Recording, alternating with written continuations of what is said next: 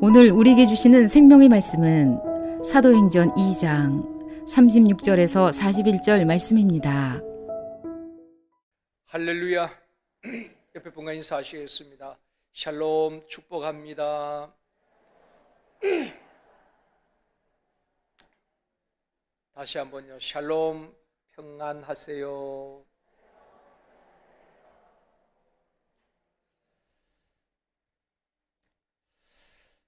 사람이 동물과 다른 점은 말을 할 수 있다는 것입니다. 말로 의사소통을 하게 되는 것입니다. 바벨탑 사건 전까지는 세상 모든 사람들이 동일한 언어를 사용하였습니다. 서로 소통할 수가 있었습니다. 그런데 홍수 심판 이후에 노아의 후손들이 탑을 쌓아서 그 탑 꼭대기가 하늘에 닿게 하고 우리 이름을 내고 다시는 흩어짐을 면하자, 그렇게 탑을 쌓기 시작하였습니다. 그때 하나님께서 인간의 교만함을 다시 심판하셨는데 언어를 혼잡케 한 것입니다.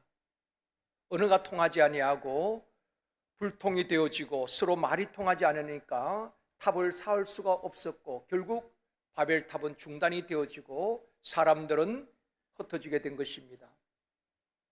바벨탑 사건으로 인하여서 나라 간의 말이 통하지 아니하고 언어가 혼잡하게 된 것입니다. 신약 오순절날 성령 강림 이후에 어떤 일이 일어났는가? 성령 충만하게 받은 사람들이 성령의 말나게 하심을 따라서 다른 언어로 말하기 시작하였습니다. 당시 예루살렘에는 각 나라에서 모인 사람들이 다 모여 있었습니다. 메데, 바사, 갑바도기아, 아시아, 부르기아, 밤빌리아, 애굽, 아라비아, 그레데, 또 로마에서 온 사람까지 각국 사람들이 모여 있었습니다. 언어가 다르고 말이 통하지 않았지만은 성령 충만함을 받은 사도들이 입을 열어 말을 하는데 각 나라 언어로 다 알아듣게 되었다는 것입니다. 놀라운 기적이지요. 사람들이 놀라고 신기하여서 어떻게 이런 일이 일어날 수가 있겠는가? 통역하는 것도 아닌데 어떻게 각 나라 언어로 다 알아들을 수 있겠는가? 이 사람들이 술에 취한 것이 아닌가 오해하기도 하고 소동이 일어나게 된 것입니다. 사람들은 이렇게 말하였습니다. 사도행전 2장 7절 말씀입니다. 같이 읽습니다. 다 놀라 신기하게 여겨 이르되 보라, 이 말하는 사람들이 다 갈릴리 사람이 아니냐. 이 말씀은 갈릴리 사람들을 좀 비하하는 그런 말이기도 하는 것입니다. 그 예루살렘에 있던 사람들이 다 놀라서 이 사람들이 갈릴리 사람이 아니냐. 갈릴리 지역은 도시와는 좀 떨어진 곳이지요. 시골입니다. 변두리입니다. 마가다락방에 모였던 120여 명은 예루살렘이란 도시에 살았던 사람이 아닙니다. 그리고 외국어 대학을 나오고 많이 배운 엘리트 그룹도 아닙니다. 그러니까 그들이 말을 할 때 다 알아듣는 것을 보고 이 사람들이 갈릴리 사람들이 아닌가, 많이 배우지도 못하고 예루살렘에서 떨어진 갈릴리 지역에 사는 사람들인데 어떻게 이렇게 각 나라 언어로 말할 수 있는가, 그 말인 것입니다. 그 120여 명의 사람들을 보면은 대부분 갈릴리 주변을 삶의 터전으로 살았던 사람들입니다. 고기를 잡고 가난하게 살았던 주목받지 못한 사람들이었습니다. 그들에게 오순절날 성령이 임한 이후에 나타난 첫 번째 기적이 대화와 소통의 기적인 것입니다. 서로 알아듣지 못하던 말들을 서로 다 알아듣게 되어지는 놀라운 역사가 일어난 것입니다. 오늘은 형제들아 우리가 어찌할꼬라는 제목으로 말씀을 드리려고 합니다. 첫 번째로 성령이 말나게 하신 것이 무엇인가? 이 시대를 불통의 시대라고 말합니다. 서로 대화가 되지 않는다는 것입니다. 여당과 야당 간에, 노사 간에, 세대 간에, 진보와 보수 간에 대화가 됩니까? 잘 대화가 되지 않지요. 그래서 불통의 시대고 협치가 안 되는 그런 시대인 것입니다. 왜 그럴까요? 자기 주장만 하기 때문에 그런 것입니다. 자기 요구만 하기 때문에 그런 것입니다. 상대방을 존중해주고 상대방을 말을 들으려고 하지 않기 때문에 일방적으로 자기 주장을 하다 보니까 소통이 되지 않는 시대인 것입니다. 최근 서울시에서 발표한 자료에 보면은 서울에 사는 19살에서 39세까지 청년들 중에 4.5%가 해당하는 13만 명이 고립되고 언둔 생활을 하고 있다는 것입니다. 그들 중에 대부분이 실직이나 취업난으로 또 심리적으로 정신적으로 고통을 호소하고 있고 인간관계가 힘들고 사람들에게 상처받는 것이 싫어서 혼자 고립된 생활을 하고 언둔 생활을 하면서 대화가 단절된 채 혼자 살아가고 있다는 것입니다. 우리 관악구는 서울시 25개 구 가운데에 평균 연령이 가장 낮은 구입니다. 그렇기 때문에 젊은 층들이 많다는 말이기도 하지요. 우리 주변에 그런 청년들에게 관심을 가지고 품어주는 것이 교회가 해야 할 또 하나의 사역이라고 생각되어집니다. 커뮤니케이션을 연구하는 사람들을 보면은 그들이 이렇게 말합니다. 대화에는 세 가지가 있다고 말합니다. 커뮤니케이션 전문 연구가들이 대화하는데 세 가지가 있는데, 첫째는 피상적인 대화가 있고, 두 번째는 파괴적인 대화가 있고, 세 번째는 창조적인 대화가 있다, 그렇게 말을 하고 있습니다. 피상적인 대화는 지식이나 정보를 서로 교환하고 주고받는 그런 일상적인 대화를 말하는 것입니다. 특히 직장에서 우리가 직원들 간에, 동료 간에 대화할 때는 그런 지식이나 정보를 전달받고 또 전달하는 것입니다. 그런 피상적인 대화가 있고 파괴적인 대화가 있다고 그랬습니다. 상대방에게 말하는 가운데에 상처를 주고 또 삶을 파괴하는 언어가 있다는 것입니다. 이것은 대화가 아니라 일방적으로 주장하고 공격을 하는 것이기 때문에 그런 것입니다. 그런 경우가 참 많이 있죠. 인터넷상에도 보면은 사실과 무관하게 일방적으로 공격하는 것입니다. 이것이 파괴적인 언어라는 것입니다. 그런가 하면 창조적인 대화가 있다. 이 창조적인 대화는 상대방을 이해하고 상대방을 먼저 배려하는 그런 대화를 하는 것입니다. 그래서 상대방을 치유하고 격려하고 사람을 세우는 그런 대화를 창조적인 대화라고 이야기하고 있는 것입니다. 저와 여러분들은 피상적인 대화를 뛰어넘어서 창조적인 대화자들이 되어지기를 원합니다. 우리 주변에 있는 사람, 가정이든 쉼터든 직장 동료든 나와 함께하는 그들이 우리의 대화를 통해서 마음이 치유가 되어지고 회복이 되어지고 용기를 얻고 변화되어지고 세워지는 그런 역사가 있기를 원합니다. 그리스도인들은 그런 삶을 살아가야 하는 것입니다. 전에 TV 프로에 유명한 축구 해설가가 부부가 나와서 인터뷰한 일이 있었습니다. 남편이 먼저 이렇게 이야기하는 것입니다. 얼마 전에 아내를 위하여서 땅을 구입하고 아내 취향에 맞게 집을 짓고 인테리어도 아내가 좋아하는 스타일로 인테리어를 하고, 그리고 그 집을 아내 이름으로 등기해서 아내에게 선물을 했다고 자랑을 한 것입니다. 대단하지요. 그래서 그 관객들이 막, 특히 여성분들이 우와 하고 그렇게 소리를 지르는 것입니다. 그런 남자가 어디 있겠습니까? 그렇게 아름다운 집을 지어가지고 아내에게 선물을 했다는 것입니다. 그때 사회자가 다시 물었습니다. 어떻게 그렇게 했느냐? 남편이 다시 이야기를 합니다. 지금까지 아내가 자기를 내조하고 또 아내가 직장 생활을 하기도 하고 또 그 연세 드신 시부모님, 몸도 건강하지 못한데 시부모를 그렇게 바쁜 가운데서 잘 모셨다는 것입니다. 그것이 너무 고마워가지고 아내에게 그렇게 선물을 했다, 그렇게 이야기한 것입니다. 이제 사회자가 그 아내에게 또 질문을 한 것입니다. 이렇게 좋은 남편과 함께 당신은 살아가는데 지금까지 살아오면서 그래도 남편에게 섭섭한 일이 없었는가, 그런 질문을 한 것입니다. 그리고 방송국에서 준비한 네모판에 붙여진 종이 가름대를 하나씩 떼어가면서 그렇게 대화를 하는 것입니다. 보통 보면은 5위부터 이렇게 나가잖아요. 섭섭했던 것 5위, 또 3위, 가장 섭섭했던 1위가 무엇인가 하면 아내가 적었겠지요. 바퀴벌레가 나비되나 라는 글이었습니다. 미리 아내가 이야기하고 적어 나왔겠죠. 아내가 이제 사연을 이야기하는 것입니다. 남편과 함께 중요한 모임이 있어서 외출을 하려고 하는데 남자분들은 간단하잖아요. 옷 입고 그냥 나가면 됩니다. 그런데 여성분들은 준비하는 시간이 꽤 필요합니다. 화장도 해야 되고 여러 가지 준비가 많다 이 말입니다. 최소한 30분, 1시간 기다려야 되는데 남편이 옷을 입고 한 30분 기다린 것입니다. 그래도 아내가 끝나지 않으니까 짜증이 난 것입니다.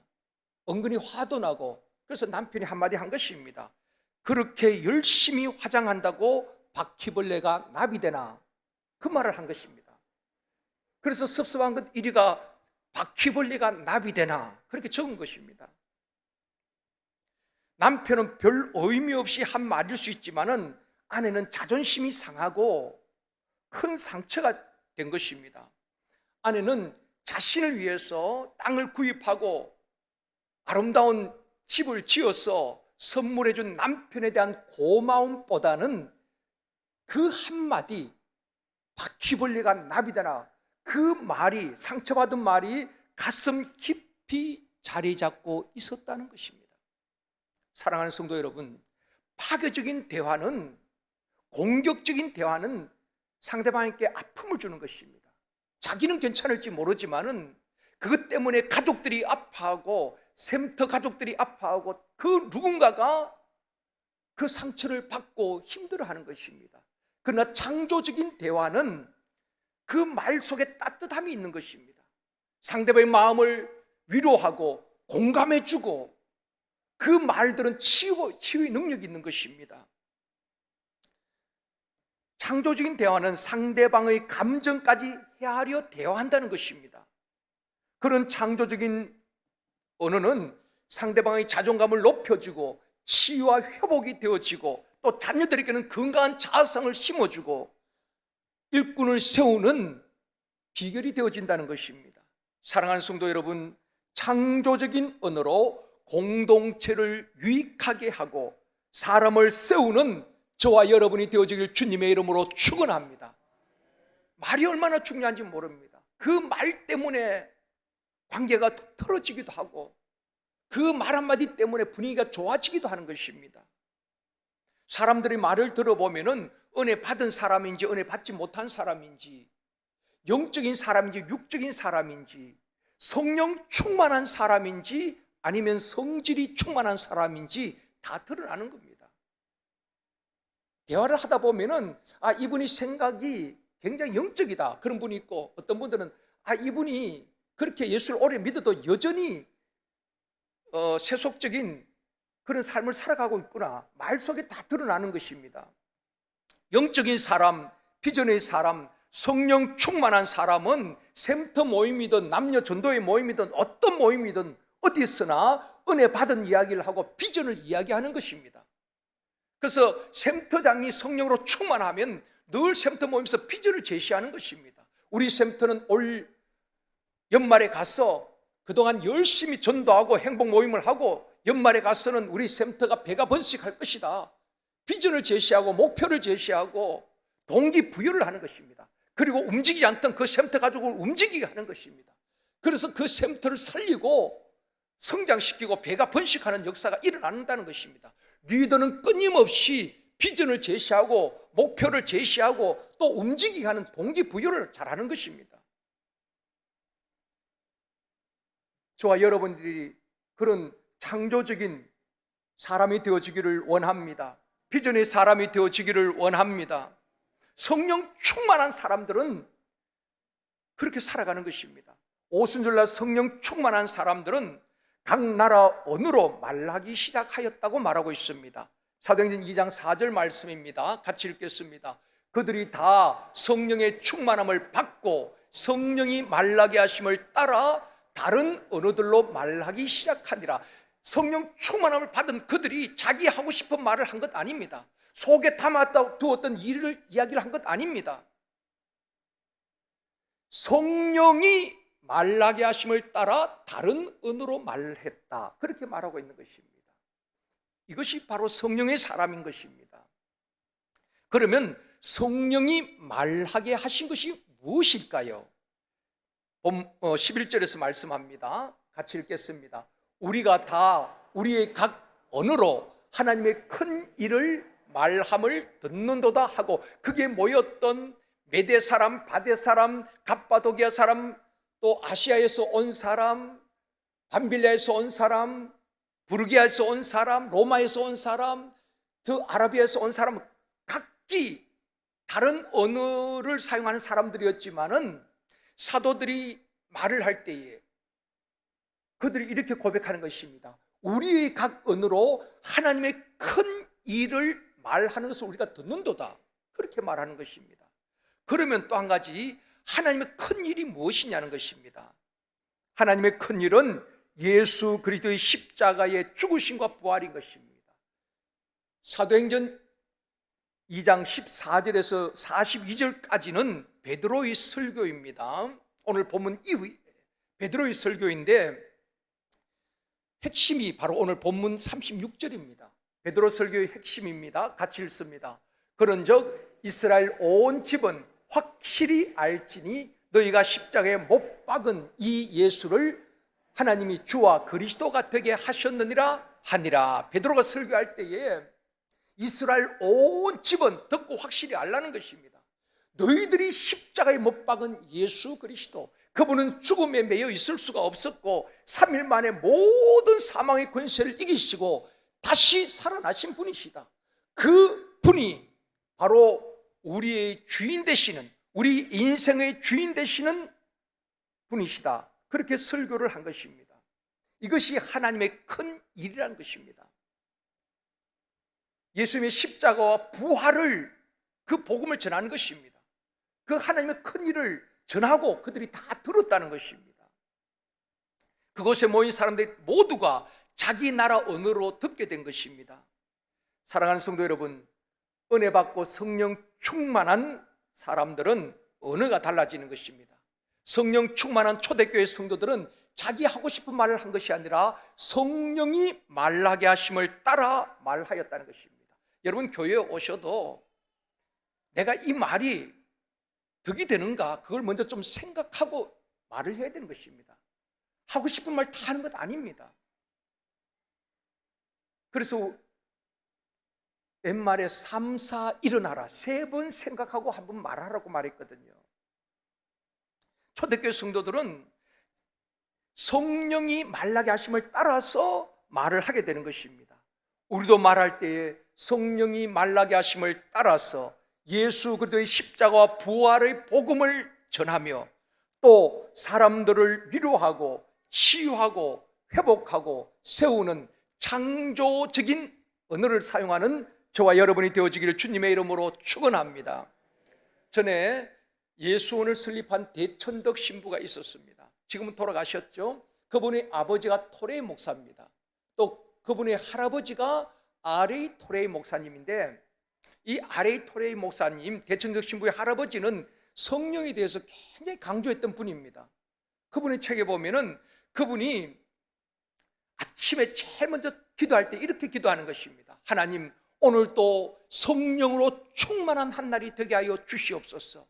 만일 내가 성령으로 충만하지 못하다면은 말하는 것을 조심하게 하여 주옵소서.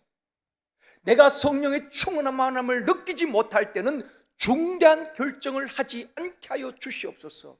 그분은 그렇게 늘 기도했다는 것입니다.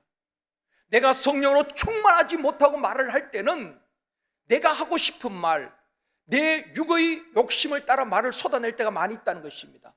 그래서 상대방에게 상처를 주기도 하고 실수하기도 할 수 있기 때문에 성령 충만하지 못할 때는 말하는 것을 조심하게 해달라고 기도하고, 또 어떤 중요한 결정을 할 때에도 성령 충만하지 할 때는 내가 결정하지 않도록 그렇게 기도한 것입니다. 사랑하는 성도 여러분, 성령은 완전하신 분인 줄 믿습니다. 성령은 실수함이 없는 분입니다. 우리가 성령에 사로잡혀서 인도함을 받고 결정할 때는 반드시 옳은 결정을 하게 되는 것입니다.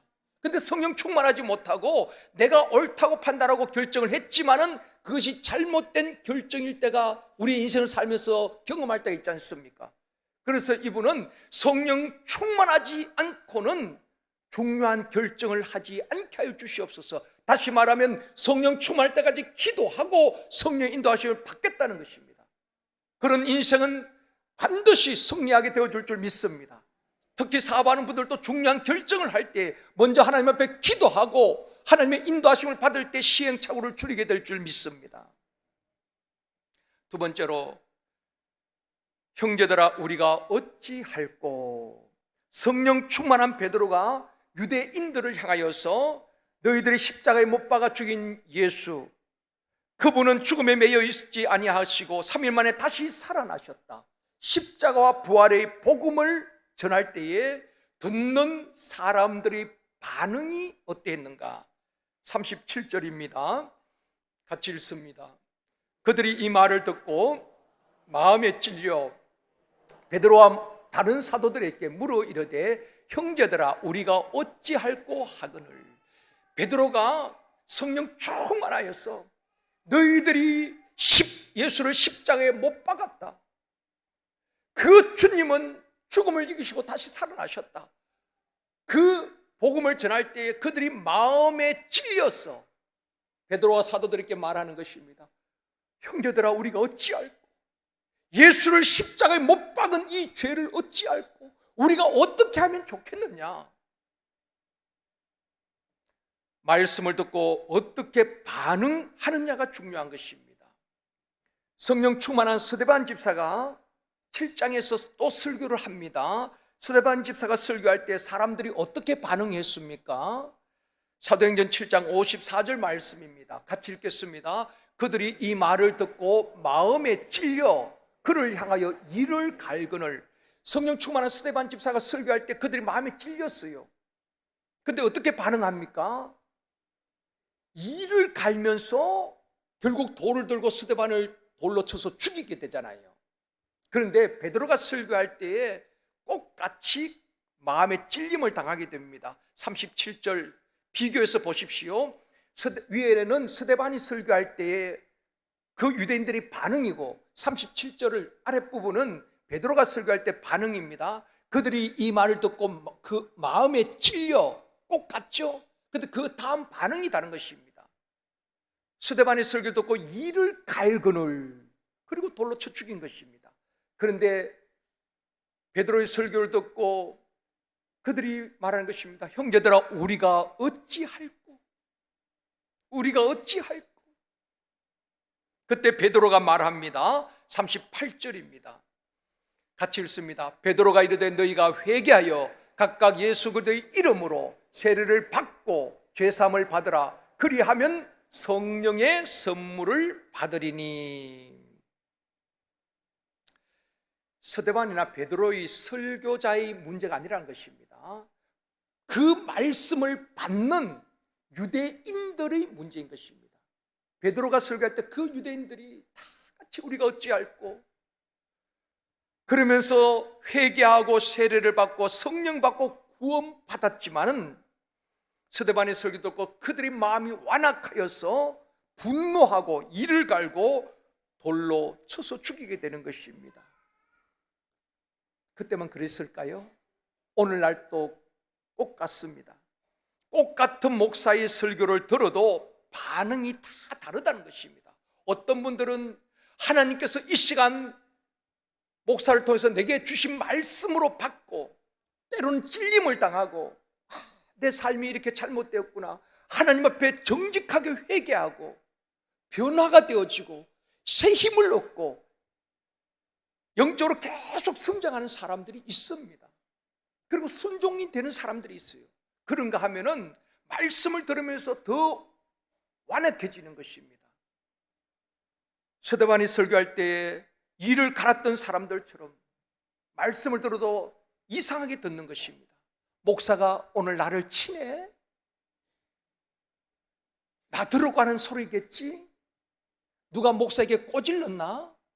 이렇게 부정적으로 받아들이고 또 불편해하는 사람도 있다는 것입니다. 꼭 같은 말씀을 들어도 말씀 때문에 시험 드는 사람이 있고, 꼭 같은 말씀을 들어도 그 말씀에 은혜 받고 변화된 사람들이 있다는 것입니다. 사랑하는 성도 여러분, 말씀을 들을 때 깨달아지고 믿음이 성장하며 우리 모두에게 말씀이 축복이 되어지기를 주님의 이름으로 축원합니다. 성령이 임하면은 자신의 죄와 허물이 깨달아지고 회개의 역사가 일어나는 것입니다. 기독교 상담가인 아담스라는 유명한 상담가가 있었습니다. 한 번은 선교사 부부가 상담을 하러 온 것입니다. 이 선교사 부부는 선교지에서 오랜 세월 동안 열심히 사역을 했지만은 열매가 없고 나중에는 두 부부가 완전히 번아웃된 것입니다. 결국 선교를 포기하고 미국으로 돌아온 것입니다. 그런 가운데에 아담스라는 이 상담가를 찾아와서 상담을 하게 되는 것입니다. 대화하는 가운데에 왜 선교에 실패했는지 이 아담스는 선교사 부부에게 많은 질문을 하는 것입니다. 혹 선교에 대한 준비를 게을리하지 않았는가, 아니면은 선교지 원주민들을 이해하는 마음이 부족하지 않았는가, 여러 가지 질문을 해보니까, 답을 들어보니까 그야말로 이 선교사 부부는 완벽에 가까울 정도로 준비가 잘 된 분들이었습니다. 언어도 잘 준비되었고 그 나라에 대해서 충분히 이해하고 잘 준비된 선교사였습니다. 그런데 왜 이렇게 선교의 열매가 없고 번아웃 됐을까? 마지막으로 이 아담스가 선교사 부부에게 물었습니다. 두 분의 관계는 어떠합니까? 두 분은 서로 정말 사랑합니까? 그 질문을 던진 것입니다. 그럴 때 남편이 고개를 떨구면서 한숨을 쉬면서 말을 합니다. 박사님, 저는 제 아내를 진심으로 사랑해 본 적이 없습니다. 결혼을 했지만은 진심으로 아내를 사랑해 본 적은 없습니다.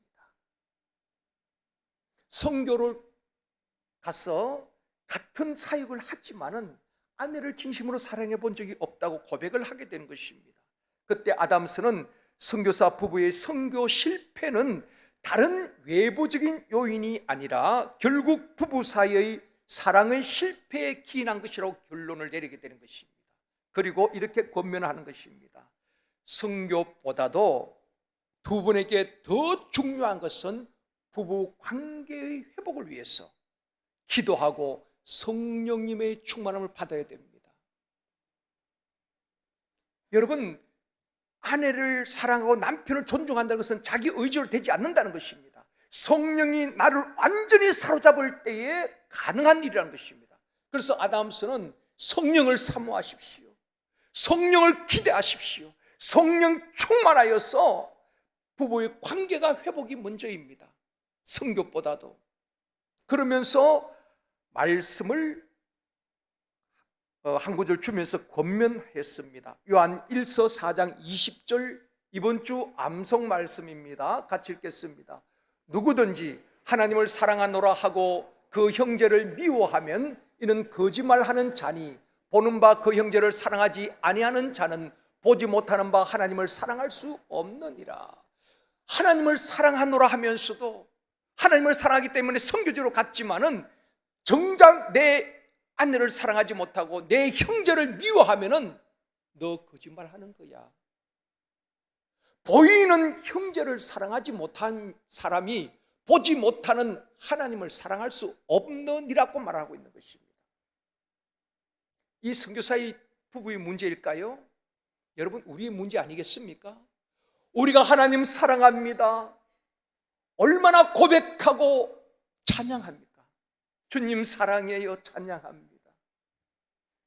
정말 주님을 사랑하기 때문에 그 찬양하고 고백하는 것 아니겠습니까? 그런데 내 가까이 있는 가족들을 사랑하지 못하고 미워하고 정죄하고, 그렇다면 우리 하나님은 너 나 사랑한다는 말 거짓말이야. 하나님 그렇게 말씀하고 계시네요.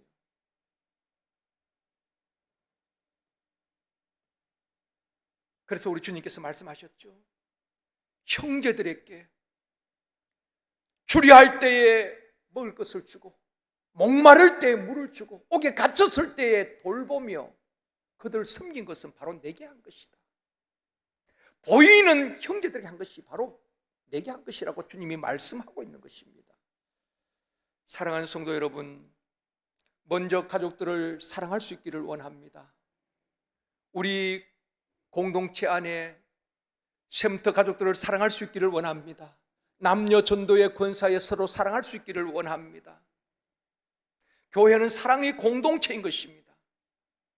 내가 무심코 내뱉은 말로 인해서 당하는 사람들의 은혜를 속게 하고 부정적인 말로 상대방의 마음을 아프게 하는 것이 아니라 그런 말은 우리가 절제해야 하는 것입니다.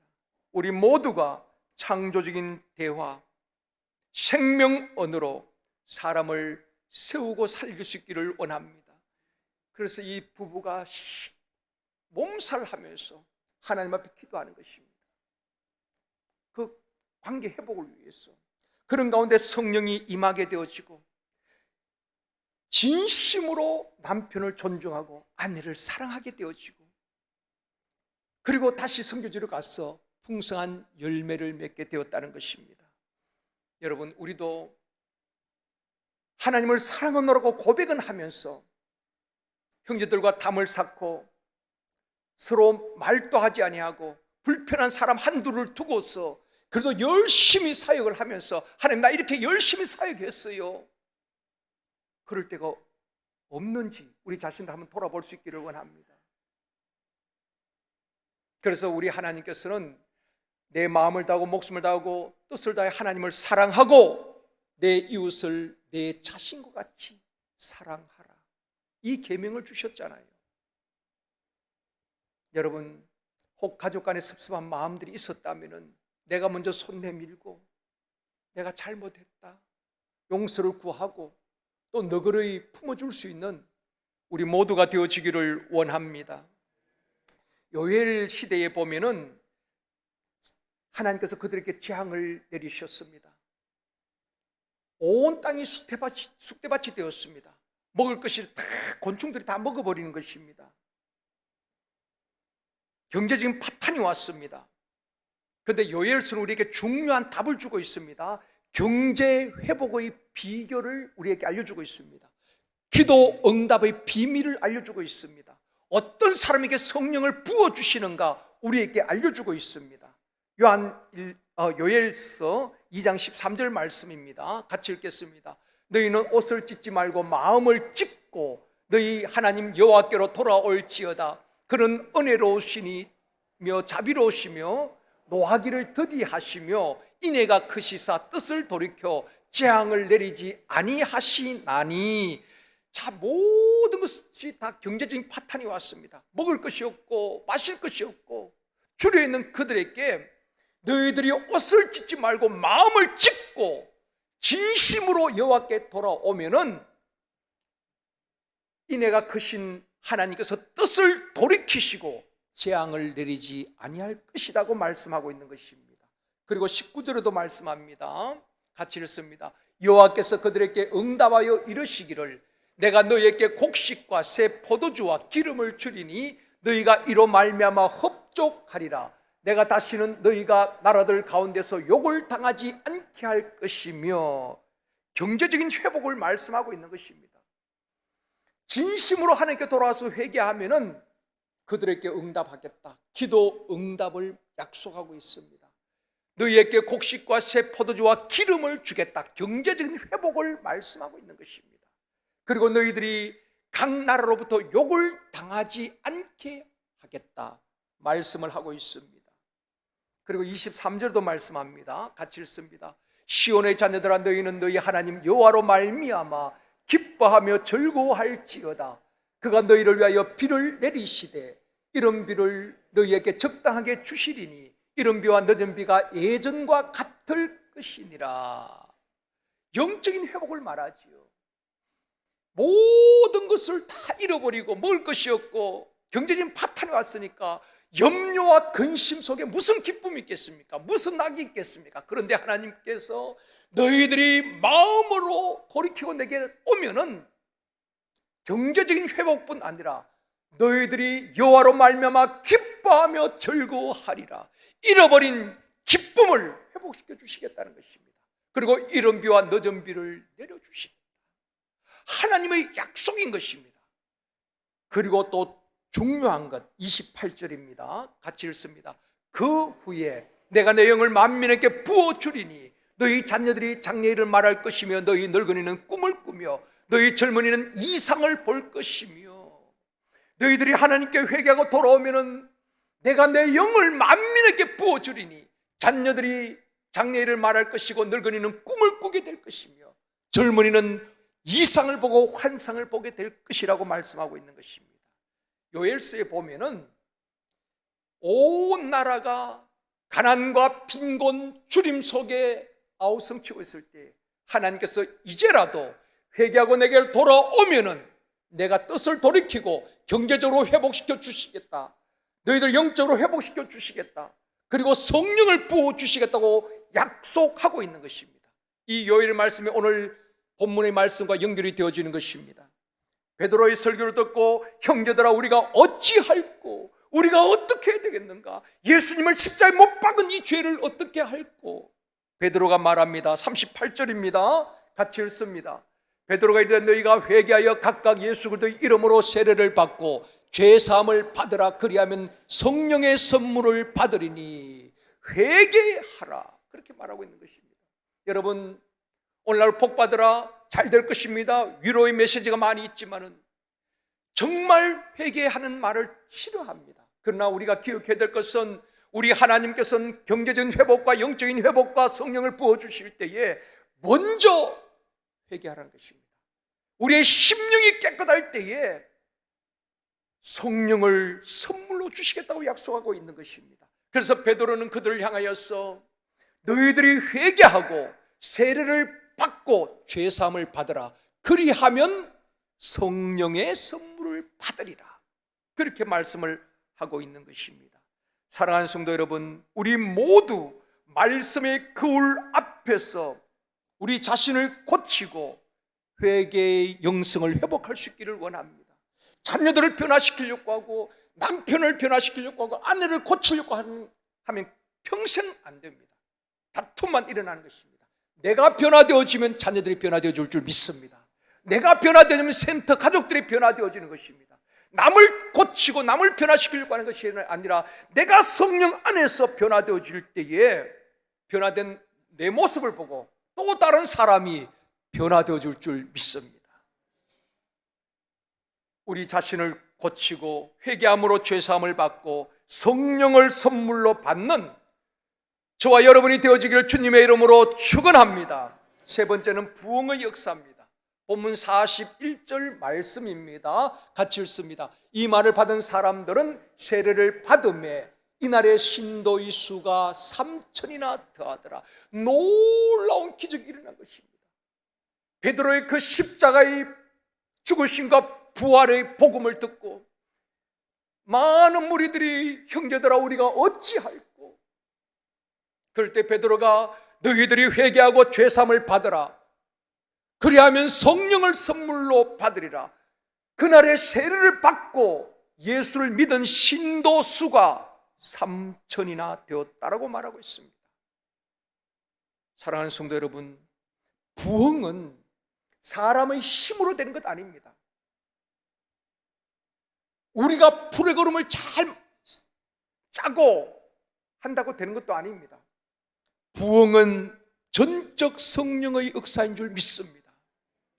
그렇기 때문에 우리가 모일 때마다 성령의 임재를 갈망하고 기도해야 하는 것입니다. 샘터 모일 때도 성령이여 이곳에 임재하여 주시옵소서. 남녀 전도회 모일 때도 회의가 긴 것이 아니라 기도가 길어야 되는 것입니다.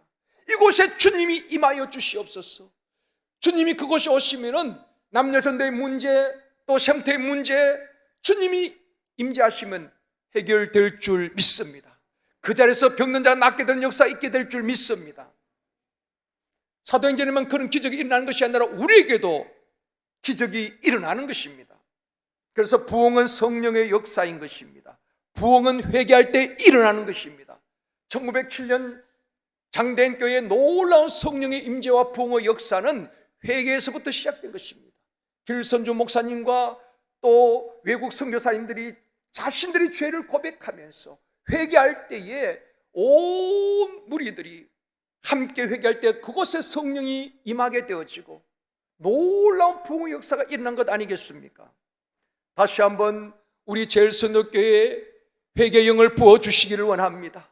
그동안 성도를 제대로 섬기지 못한 것, 진짜 진심으로 사랑하지 못한 것을 주님 용서하여 주시옵소서. 말만 하고 행함이 없었던 나를 용서하여 주시옵소서. 하나님을 제대로 사랑하지 못한 것을 용서하여 주시옵소서. 순종하지 못한 것을 용서하여 주시옵소서. 우리가 회개하고 죄사함의 확신을 가질 때에 성령을 부어주실 줄 믿습니다. 그럴 때마다 샘터가 부흥되어지고 우리 교회에 새로운 놀라운 부흥의 역사가 일어나게 될 줄 믿습니다. 하박국 3장 2절 말씀입니다. 같이 읽습니다. 여호와여, 내가 주께 대한 소문을 듣고 놀랐나이다. 여호와여, 주는 주의 일을 이 순년 내에 부응하게 하옵소서. 이 순년 내에 나타내시옵소서. 진노 중에라도 긍휼을 잊지 마옵소서. 하박국 선지자는 그렇게 기도하는 것입니다. 여호와여, 주의 일을 이 순년 내에 부응하게 하옵소서. 하나님의 말씀대로 부흥이 일어나게 해 달라고 간구하고 있는 것입니다. 우리 제일성도교회와 한국교회와 선교지마다 다시 한번 성령이 임하시고 부흥의 불길이 일어나기를 주님의 이름으로 축원합니다. 여러분, 우리의 힘으로 되지 않지만 하나님이 하시면 되어줄 줄 믿습니다. 우리의 교만을 다 꺾고 오직 그분을 바라보고 그분의 임재를 갈망하고 그분이 오시면 가정의 문제, 자녀의 문제, 건강 문제, 교회의 문제, 샘터의 문제, 나라와 민족의 문제도 해결되어질 줄 믿습니다. 그분을 사모할 수 있기를 원합니다. 말씀을 맺습니다. 우리 모두가 다시 한번 하나님 앞에 엎드려 회개하고 성령을 충만함을 받고 우리의 샘터가 부흥되어지고 우리 교회가 부흥되어지고 지역과 열방을 섬기는 교회가 되어지기를 원합니다.